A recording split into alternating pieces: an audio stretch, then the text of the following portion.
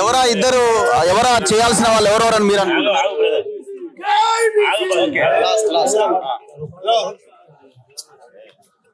ఈ దేశంలో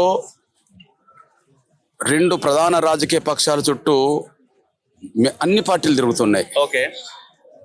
బీజేపీకి ఎన్డీఏ పార్టీలు అనే పేరుతో రాజకీయ పక్షాలు ఉన్నాయి. కాంగ్రెస్ కు ఇండియా అనే దాంతో పార్టీలు ఉన్నాయి.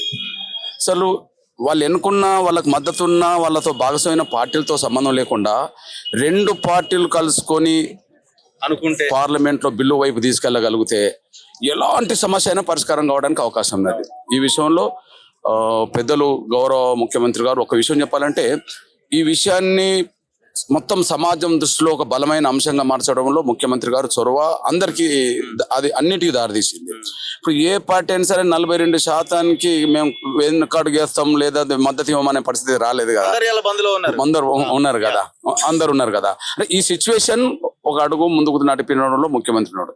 ఇదే చొరవ అఖిల పక్షాన్ని తీసుకెళ్లి ప్రధానమంత్రి దగ్గర కనుక కూర్చోగలిగితే, అక్కడ కూడా రాహుల్ గాంధీ గారిని కూడా ఎంబడి పెట్టుకొని తీసుకోగలిగితే ఇక సమస్య పరిష్కారం చేయాల్సిన బాధ్యత కేంద్రం మీద పడుతుంది.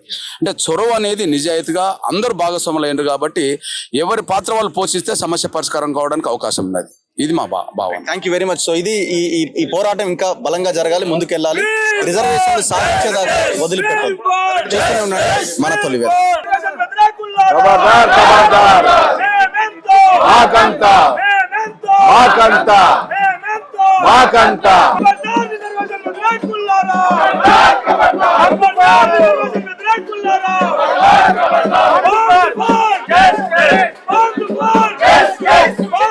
Yes!